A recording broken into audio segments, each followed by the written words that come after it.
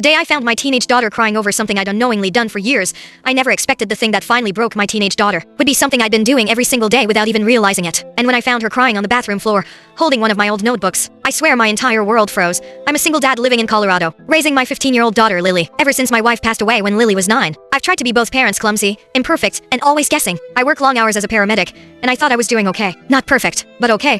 Lately, though, Lily had become quiet. Not typical teenage moodiness, this was different. She'd flinch when I asked if she was alright. She'd hide her face when I said good morning. I chalked it up to stress, hormones, school, you know, the usual parent excuses. Until last Friday. I came home early from a double shift, exhausted and ready to collapse. But as I walked down the hallway, I heard muffled sobbing coming from the bathroom. The kind of crying someone tries to hide but can't.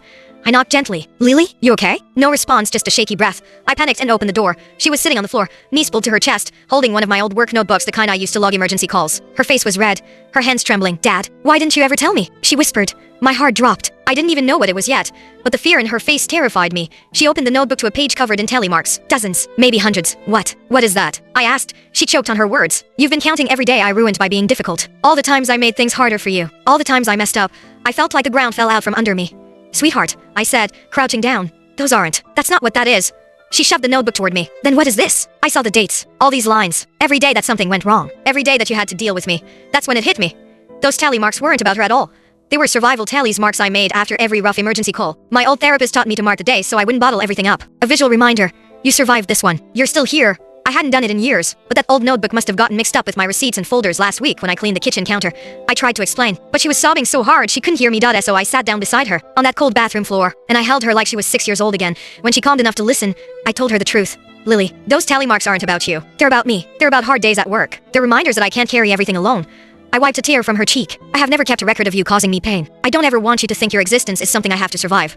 You're the reason I get through the day, not the reason it's hard. She broke down again, but this time it was different, softer, relieved. Then she told me what she'd been carrying. She thought that after Mom died, she became a burden I never asked for. That every sigh I made after a long shift was somehow her fault. That every tired look meant she was too much, and the notebook had confirmed every fear she'd swallowed for years.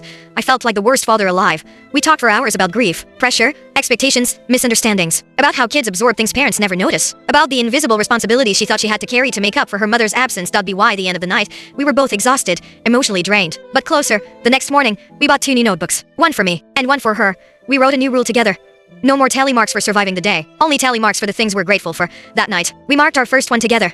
We talked. It's been 3 weeks, and Lily has more gratitude tallies than I do little things like, Dad cooked dinner. I passed my math quiz. I laughed today, but the one she added yesterday, I'll never forget it. I know I'm not a burden.